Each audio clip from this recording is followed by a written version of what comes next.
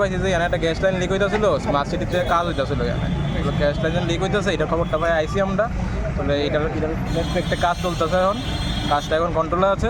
Gas মানে এখন কি কাজ লিক হচ্ছে, মানে গ্যাস লিকের অ্যাক্টিভেশন কাজ হচ্ছে। মানে আপনারা কোথা থেকে আইছেন? আমরা টিন দিচ্ছি থেকে আছি এই জায়গাটা মানে যেখানে ক্ষতি হয়েছে এই জায়গাটা রাধানগরের বিটুর সামনে। ও এমনি কোনো ক্ষয়ক্ষতি হয়েছে না তো? না না না, ক্ষয় করতে মানে এটা কি কারণে হয়েছে? ওই মাটি কাটার কারণে? মাটি কাটার কারণে স্মার্ট সিটির থেকে।